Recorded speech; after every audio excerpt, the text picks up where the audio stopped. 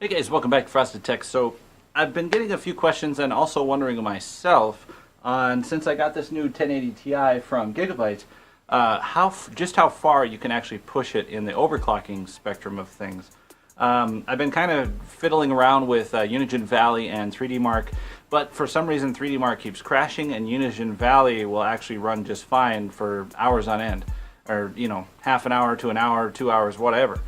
But I got to thinking, well, maybe there's just some corrupt files in 3D Mark or whatever. So I uninstalled it and reinstalled it, and it worked just fine. So I was actually getting really good scores in 3D Mark Firestrike. I was actually overclocked. Stock, I was pushing, oh man, pretty close to 20,000 on the Firestrike, just regular 1080p, whatever. And overclocked, I was pushing about 22, 23 something. Wasn't too bad at all. And then on Unigine Valley, I'll try to flash some screenshots here for you guys because I don't like to run the capture. I would show you guys the overclocking of it. I don't like to run the capture device or the screen capture at the same time that the benchmark is running because it cuts down like 20 frames on each scene. And it kind of sucks. If you guys know anything about Unigine Valley, even a screen capture, if you're running on 200 frames a second, it'll cut it down to like 170, 180. It's horrible. No matter which one you use. I mean, I've used Fraps, I used Morellis Action, whatever it is. But anyways, guys, I just wanted to let you know the overclock ability of the MSI, not MSI, the overclock ability of the Aorus Gigabyte GTX 1080 Ti Extreme Edition.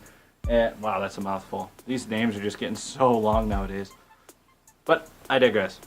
So I wanted to let you guys know a little bit about the overclocking. It's actually really good. It doesn't overclock too much over what out of the box clocks are, but it does overclock enough. I got it to run stable at 2113 megahertz on the core and 5860 on the memory clock. So that's a little bit over what most of the other 1080 Ti's are running right now, even the aftermarket variants, the MSI, the EVGA. The Zotac Amp Extreme, I think, is coming pretty close. It can run stable at 2100, so it's really 13 megahertz. What's the difference, At least that's what Unigine Valley is telling me, and GPU-Z is kind of telling me the same thing. So let me know your guys' thoughts in the comments down below. By the way, the giveaway, let's do this live. We got Pay J, we got Clavate, Adrian Smith, what's up, Adrian? And Stefan Kiyuka. I don't know your name. So I'm going to go ahead and just pick a winner. I'm going to go ahead and pick. Let's go. Let's just run the mouse up and down. Clavate.